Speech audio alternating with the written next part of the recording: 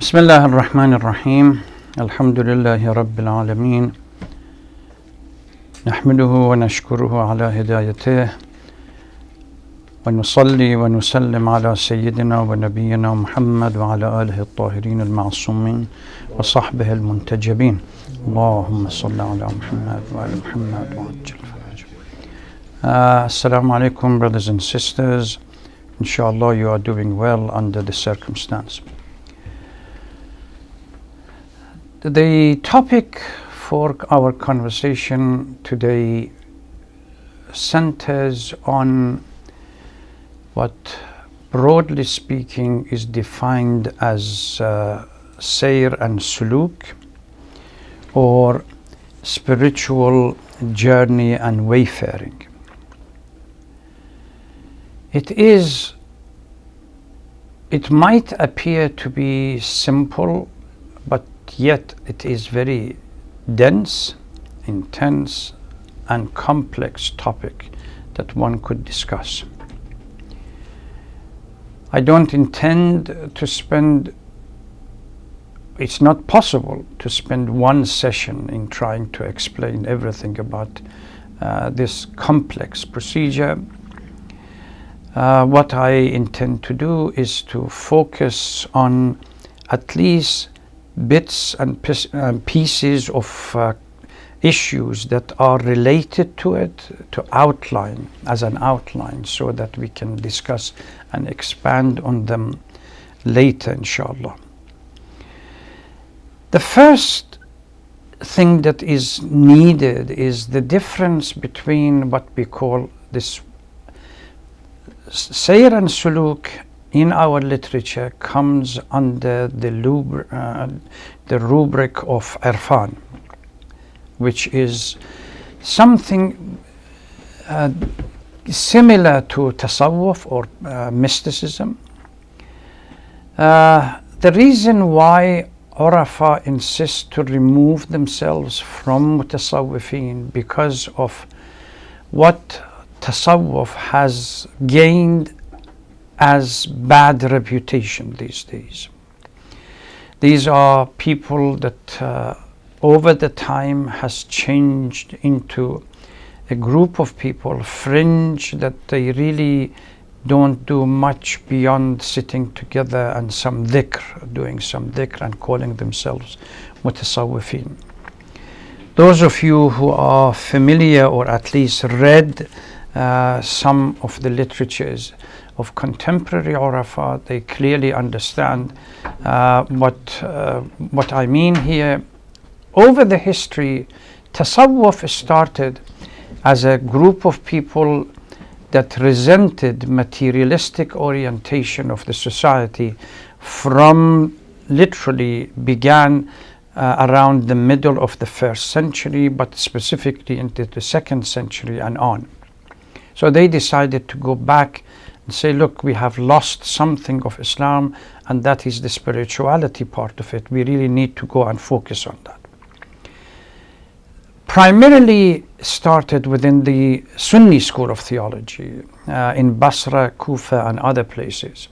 And then gradually, so long as the Imams were around for the Shia community, they could go back to the Imams and ask clarification. But over the time, tasawwuf in a group, what I call resisting the materialistic tendency, gradually changed, and it became a profession that reduced the spiritual dimension of Islam into purely dhikr and some superficial issues that they can repeat, get together, repeat these dhikrs, and that's it, finish.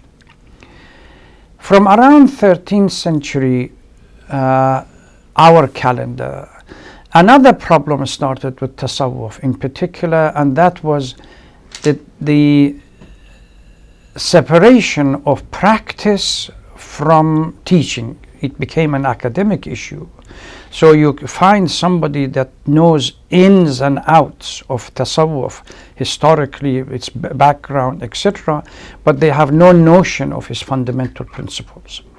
So it became simply, like most things, some kind of a theme for a discourse in academic establishment.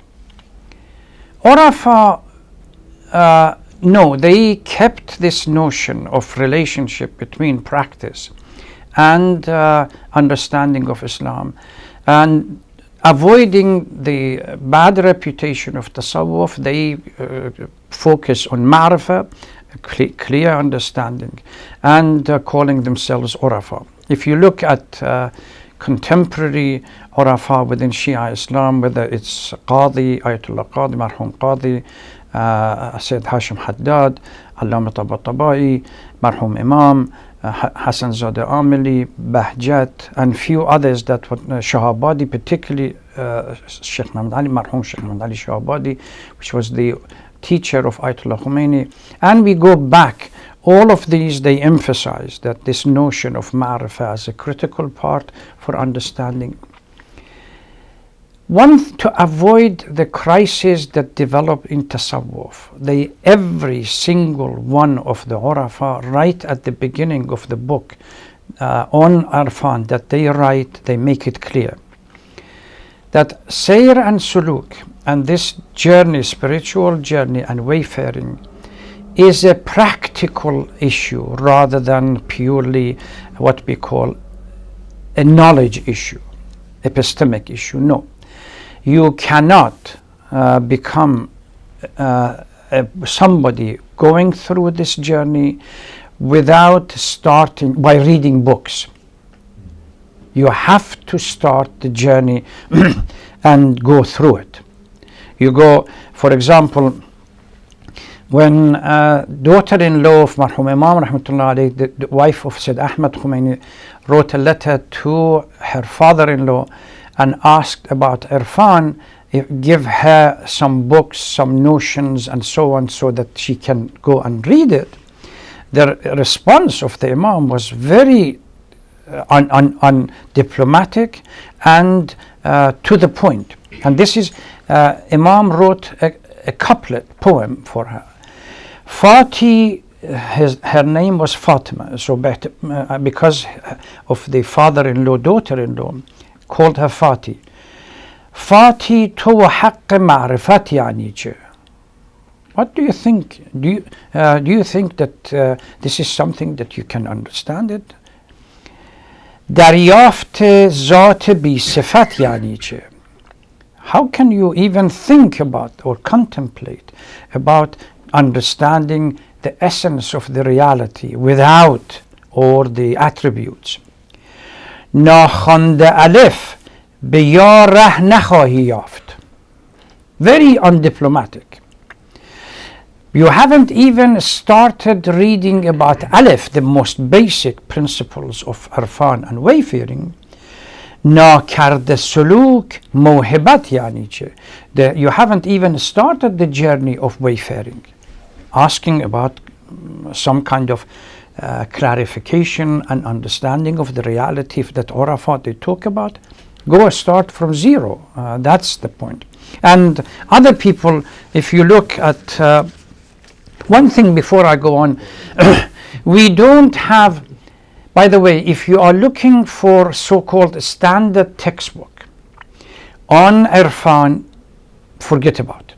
We don't have a standard textbook. The reason is quite simple. All of these books are either written by those who have no command of practical understanding of spiritual journey, and they simply have looked at it from an academic point of view and they have compiled certain things together, or for people that they have gone through this and what they have written or they have told their students are in essence nothing more than their version, their style, their experience that they are putting it into words. So we don't have a standard. Whether you go to Bahr al-Ulum, Sayr and Suluk, whether you go to Khaja Abdullah Ansari's Suluk, or whether you go to Allama Tabatabai, or whether you go in our contemporary Marhum Imams or Shahabadi or anybody else, these are not standard textbook. These books clearly indicate what the master, that the person who has told the students, they have gone through themselves, and through mukashafat, this is what they understand. And because these journey differ from one person to another, so their understanding of reality is going to be different. Ayatollah Qadi's, for example, understanding of this journey is certainly going to be different from Ayatollah Tabatabai's journey, or Ayatollah Bahjat, or anybody, or Sayyid Hashim Haddad's, or within the contemporary scholars that we know of. But all of them, irrespective of who you go back to their work, they all say the same thing. If you go to the statement, the most vivid statement that expresses this is Khaja Abdullah Ansari in his Sayr al-Suluk. وَاعْلَمْ إن العامة من علماء هذه الطائفة والمستبشرين إلى هذه الطريقة اتفقوا. All the scholars of this science and knowledge of this irfan and spiritual journey, they have all agreed على أن النهايات لا تصح إلا بتصحيح البدايات. You cannot reach the ultimate goal unless the beginning is properly structured. And what is the beginning that everyone agrees upon? Tawbah. Number one is the critical step in journeying and wayfaring is going to be Tawbah. There was a book that we put on the website, which is the Lubb al-Lubab, which is called the Kernel of the Kernel. It's the compilation of Sayyid Husseini Tehrani of his teacher Ayatollah Tabatabai regarding Irfan, and over there clearly states this is, I strongly recommend start reading it because at least first 20-30 pages gives you some idea about what's going to happen.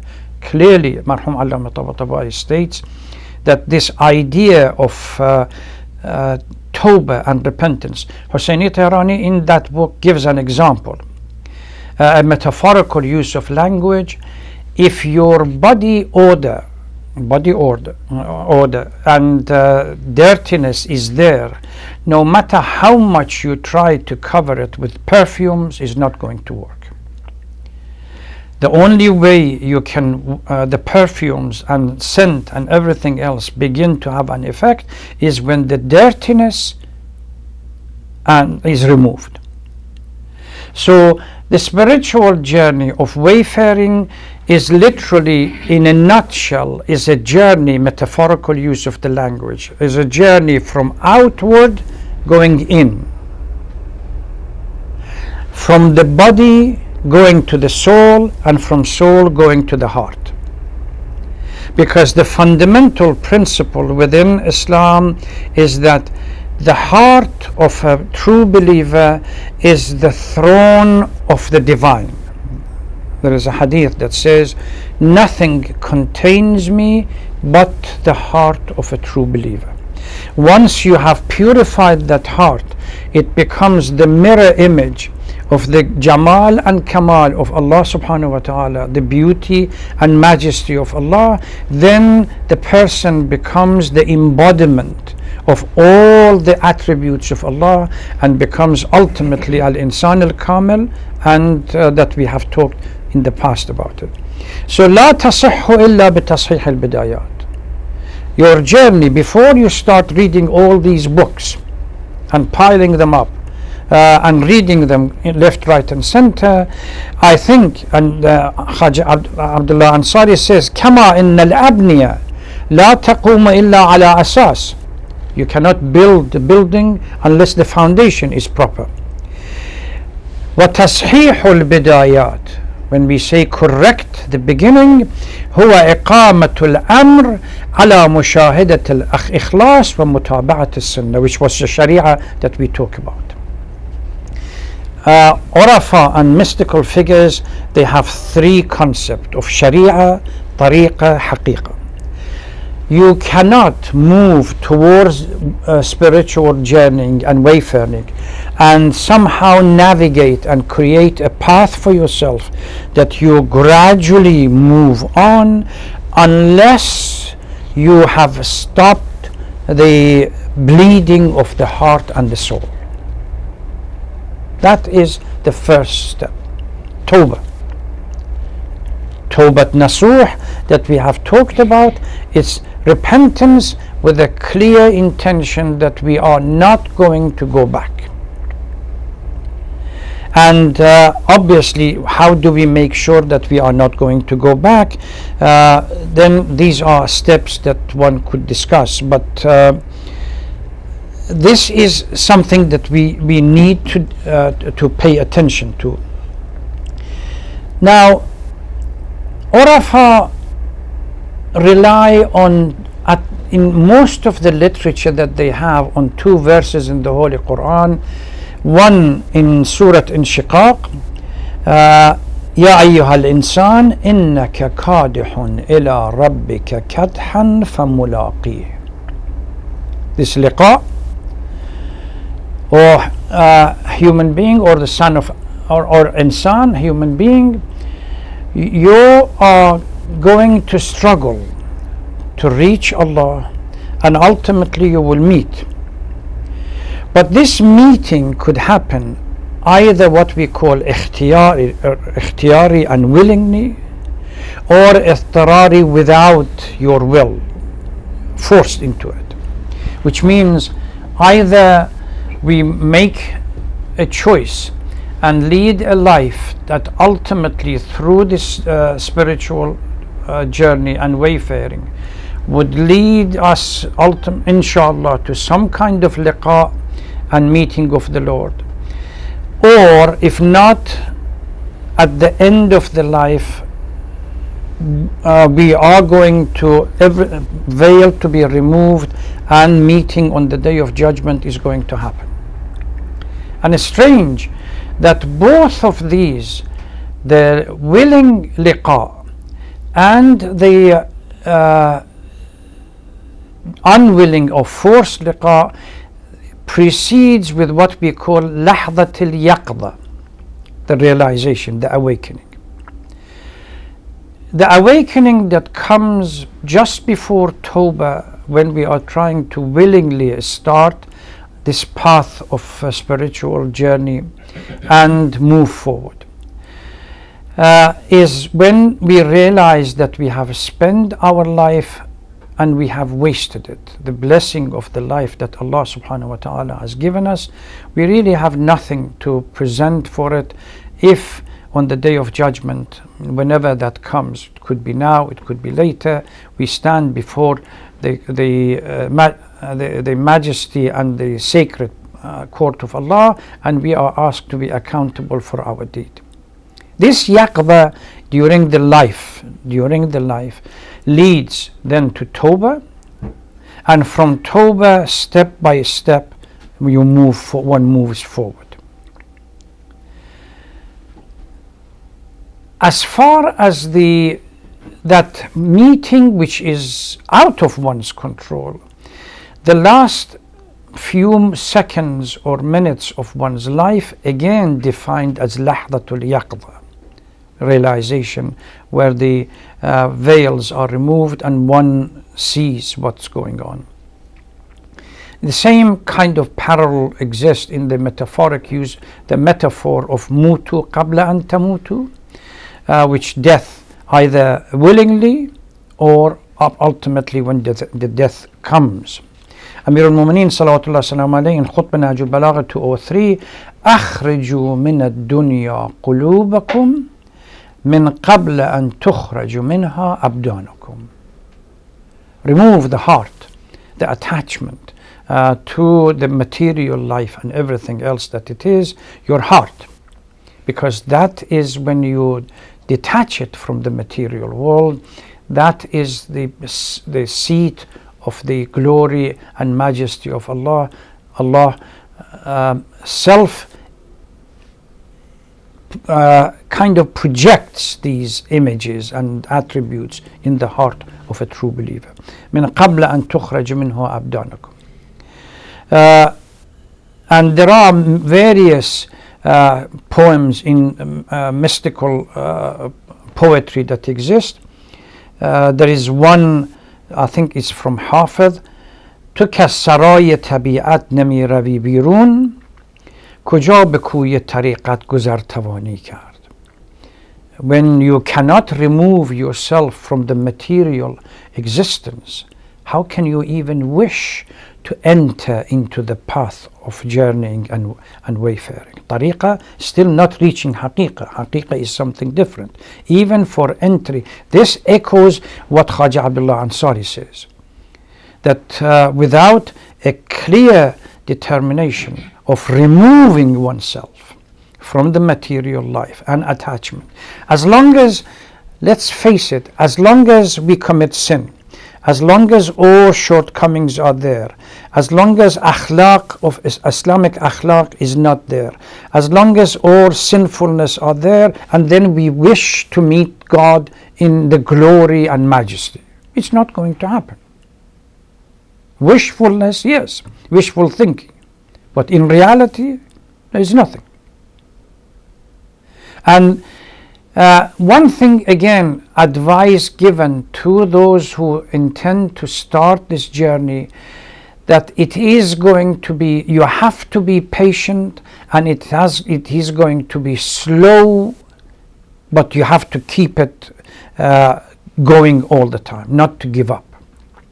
Marhum Ayatollah Qadi has been narrated from him that he said, I persisted on submitting to the command of Allah and doing my everything for 40 years, and I never had any signs of that breakthrough that comes in, until one day he was very meticulous, going on Laylatul Jum'ah to Karbala and visiting the shrine of Abu Abdullah and Abu al-Fadl Abbas. He said, until one night I went there, as I walked into the shrine, there used to be in Karbala an eccentric person that people called him like Bahlul. He was called a mad person, he wasn't incoherent when he talked to people. He was coming out of Abu al-Fadl Abbas shrine, and he looked at me and he said, Sayyid, walk in, because Abu al-Fadl is giving helping people. He said, I walked into the shrine, and suddenly things had changed. 40 years of persistent. So this slow is really needed, to be patient and not to expect miracles suddenly, because I have done 2 Salat al-Layl, or I have done 2 du'as, or I have done 2 Ziyarah Sha'baniyah, or I have done 2 dhikr in the middle of the night. My professor, Marhum Shahid Mutahari, when he made the switch, at the early part of his life, he was more inclined, like philosophers, towards the role of intellect and epistemic understanding as a way towards understanding God. And then by once or twice when he met with Sayyid Hashim Haddad, he began to change, and I believe Sayyid Husseini Tahrani talks about this in his book.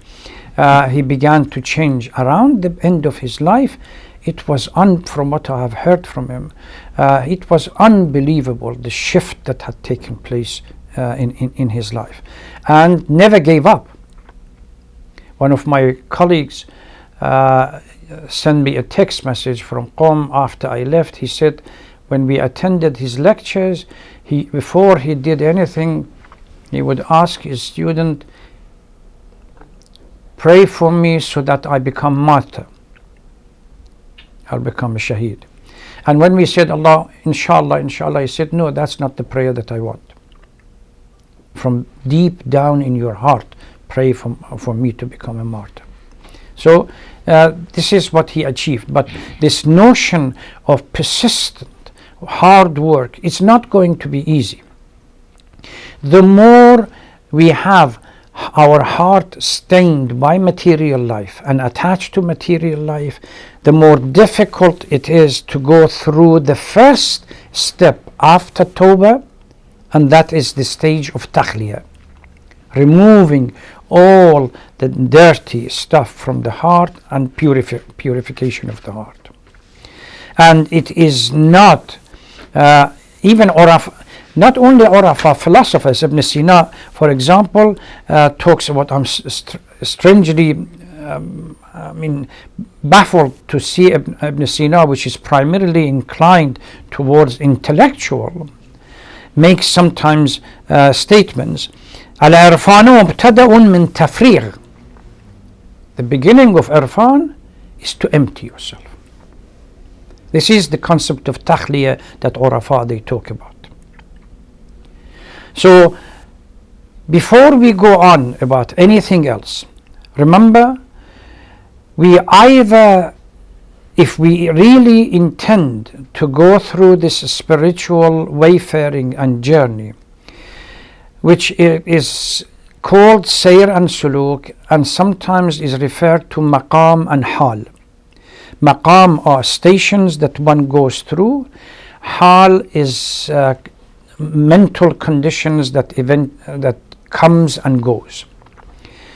Urafa, they all state that you really need a guide, a teacher, a professor, somebody who has gone through these steps to grab your hand and guide you through, but sit with you and craft a path for you. Unfortunately, our struggle here is on ourselves, and we don't have anybody around here. But back in Qom or somewhere else in Tehran or Mashhad or other places, or even in Najaf, there are scholars that they are familiar with this, and people go and stay there for a while until they learn from it. But still, the absence of professors or masters or teachers does not mean that we should succumb to the material attachment and do nothing.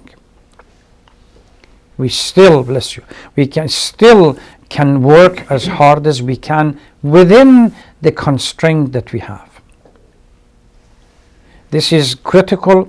So we start with yaqza first, a critical assessment of our deed and where we stand now.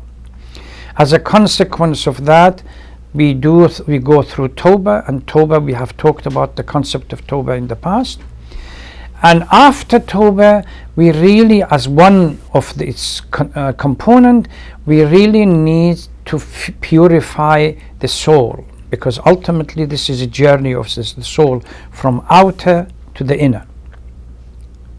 We have to remove all this, and takhliya is the first step, which means clear look for our Tawbah to become Tawbat Nasuh. We have to look at our own shortcomings and sinfulness. What are the negative characteristics that we have? And start eliminating one by one.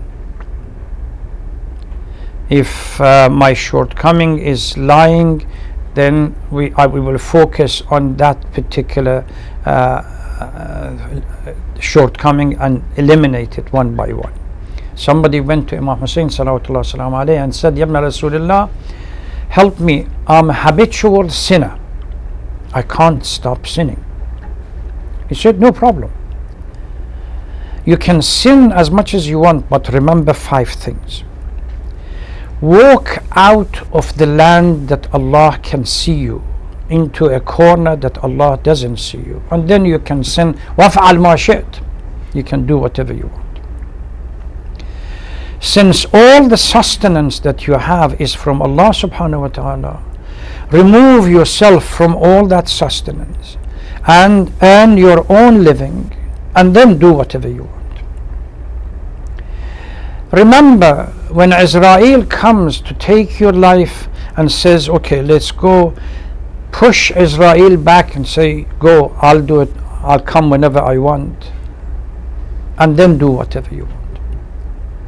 When the day of judgment comes and you are standing before that sacred court for accountability, reject it and say, look, I'm not going. So all of these trying to remind this person and us indirectly that we are finding ourselves as habitual sinners, that we really have to focus on there is no other place that Allah subhanahu wa ta'ala is not with us. So Allah is the witness. And as the verse in the Holy Quran says, يَوْمَ تَشْهَدُ عَلَيْهِمْ, our skin, our fingers, our toes, our body, our eyes, our ears, they are going to be witnesses.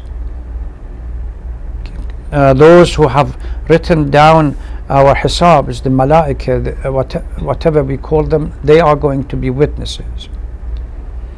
All of these are shuhada and witnesses on the day of judgment, and our book itself that is going to record it. There is a verse in the Holy Quran that says that the books are opened and put in front of them. اقرأ كتابك, read your own history. It's as if, imagine yourself, or let's imagine ourselves from the beginning of our life, some kind of a video recording machine in a corner watching us 24 hours a day from the beginning and to the end. Are we going to commit any sin when we know that this is going to be documented in front of anybody else? Let's say somebody else can have access to it. That is in the physical reality. In the spiritual reality, every sin has a consequence in the spiritual sense. There is a hadith that says that if part of Allah's mercy has been not to allow the body order that our spiritual would gain through sinfulness to be noticed and to be seen by other people. Otherwise, if we could detect the stink that comes from the spirit due to sinfulness, we will not do it. So this is critical. We start with yaqza, reflection on the past. We make a commitment with Allah subhanahu wa ta'ala that we are not going to go to the past, but the truthfulness of that commitment begins when we systematically go through takhliyah, removing of the sin and the shortcoming one by one, if possible.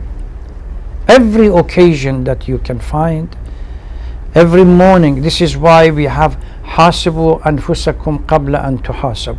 At night, before you go to sleep, sit and spend 5 or 10 minutes and reflect on what have I done.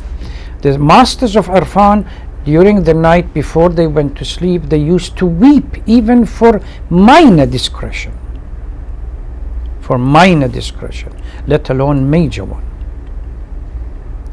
Marhum Tabatabai rahmatullah alayhi, I think this story is narrated by Ayatollah Bahjat. He said, I lied once as a child in my life.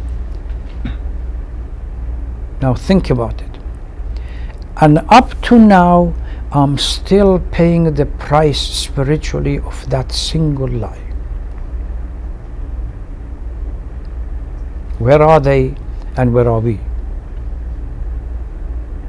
I lied once in my life around the age teenager, and spiritually I'm still paying the price of that lie. Just imagine what we are going through. The takhliyah is necessary once we start, tafriq according to Ibn Sina, and it's part of organizing the tashih al-bidayat, organizing the foundation before we go on. So Sharia is adherence to the muharramat and wajibat, staying away from muharramat and committing oneself to wajibat before anything else. No mustahabbat, no makruhat, everything else leave it aside. Focus on that. Concept of prayer at the beginning of the time, waqt al-fadila, is something that all scholars have talked about. But you need tawbah to come to Tahliya. From Tahliya you go to Tahliya, and so on and so forth. But Tahliya should immediately come after the concept of Tawbah Nasuh, one by one. Remove. It's like onion skins that we have built around the heart, that now the heart has become hardened, does not submit, does not react, totally forgetful of the divine. Quran has an expression, استحوذ عليهم الشيطان فأنساهم ذكر الله. Istihwad means like a model, or like that somehow pressed around the heart. There is no chance of remembering Allah subhanahu wa ta'ala. This has to be cracked, and that cracking part takes time. Depend on one's attachment.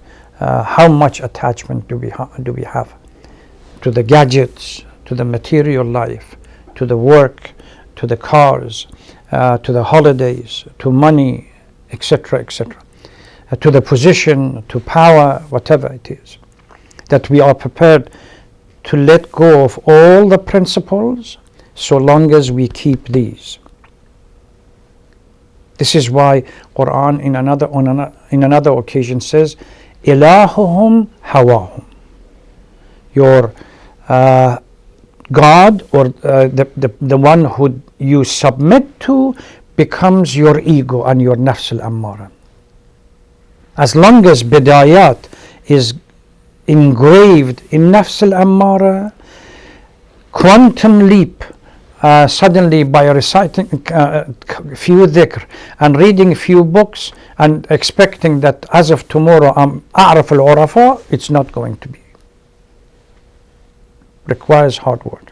Let me stop here, and inshallah we next time which we go through this we discuss